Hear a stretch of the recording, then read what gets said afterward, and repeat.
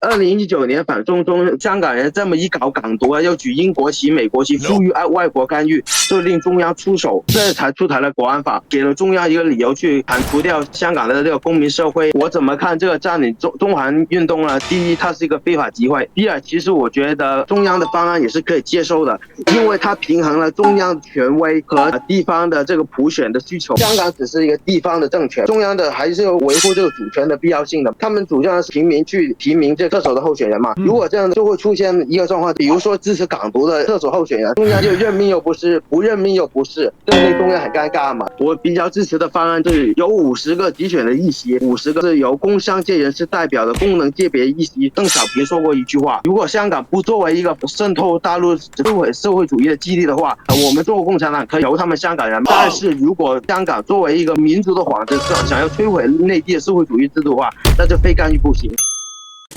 Ladies and gentlemen, welcome the host.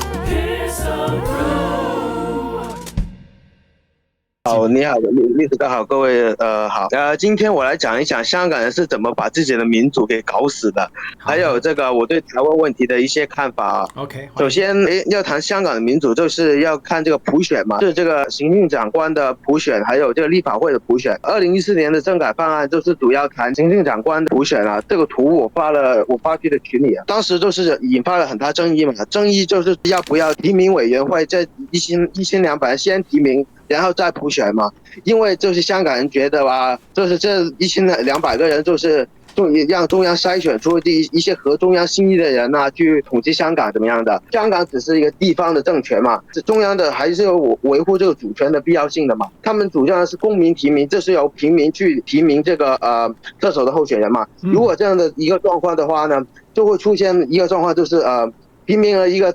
比如说支持港独的特首候选人。中央任命又不是，不任命又不是，这令中央很尴尬嘛，就是放在国际上也是一件很尴尬的事嘛。然后就是因为这个东西引发的这个占领中环运动嘛，其实我怎么看这个占领中环运动呢？第一，它是一个非法集会；第二，其实我觉得中央的方案也是可以接受的，因为它平衡了中央权威和地方的这个普选的需求嘛。而立法会普选方面呢，我比较支持的方案就是有50个集选的议席，然后50个就是由工商界人士代表的功能界别议席去选举出来的。因为香港是一个商业社会嘛，可以避免了福利主义之余，还有港独会选一个港独特首出来，不是没有原因的。是我经过这几年的观察得出来，真的是有这个可能的。这个就跟我说第二点。香港的这个基本盘有关，但在此之前呢，我先说一下，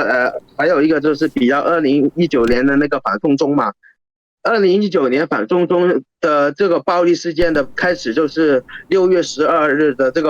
这是这个暴力场面就开始出现了嘛，就是示威者钉砖头啊，然后警察都还击啊，之后就开始这样一个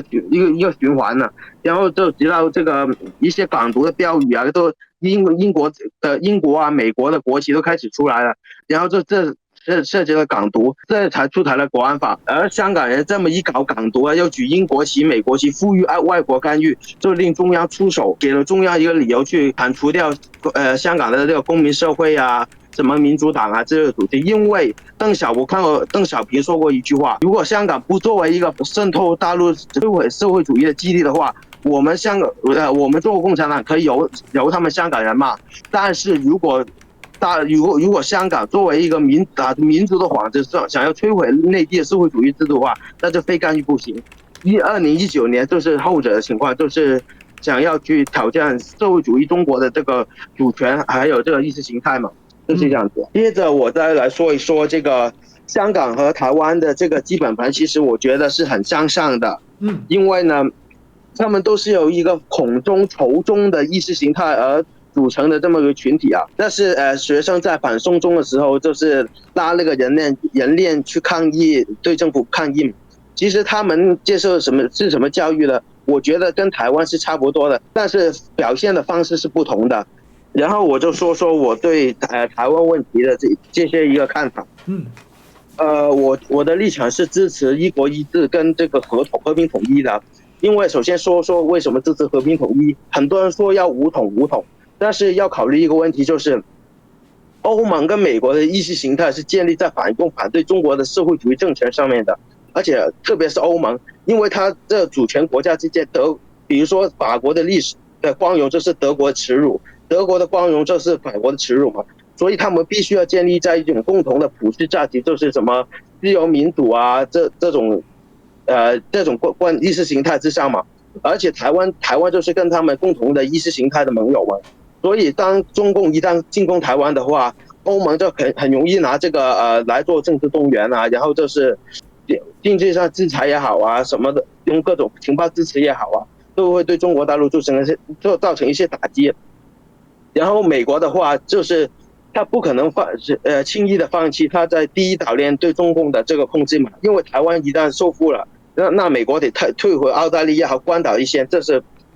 所以。美国的封锁在海上封锁中国的图谋，就基本上可以说是不存在了。那当然他也会可能会透过日本啊，或者去军火援助台湾，或者是韩国什么东西的。当然他自己也会去实行一些金融制裁什么的。当然最重要的是，如果两岸有冲突的话，以上的都是我们的中国人，是保护我的解放军，还有保护台湾人的国军弟兄嘛，我也不想看见这个情况发生。那为什么我必须说，我觉得要一国一制呢？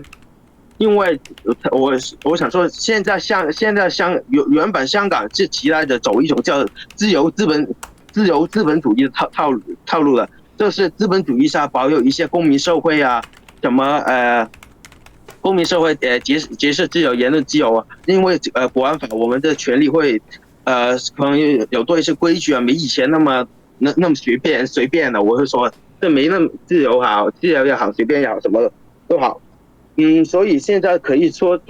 中国香港是在走一个权威的资本主义路线嘛。所以说如果台湾要回归到那种自由资本主义的体制啊，不好意思，我觉得以民进党岛上有民进党，还有什么邪教啊、法轮功啊那些还有很多奇奇怪怪的什么黑道势力啊那些，我觉得他们不会，他们一定会再利用这个体制继续作乱，最后受害的还是台湾人民。倒不如来个快刀斩乱麻，就是一国一制，直接实行社会主义制度，然后就是让中共来清理那些反动势力，让台湾人民也可以过上这个好日子。对啊，就是这样。我的分享到这里，谢谢。谢谢我们的这个习近平啊，好。Okay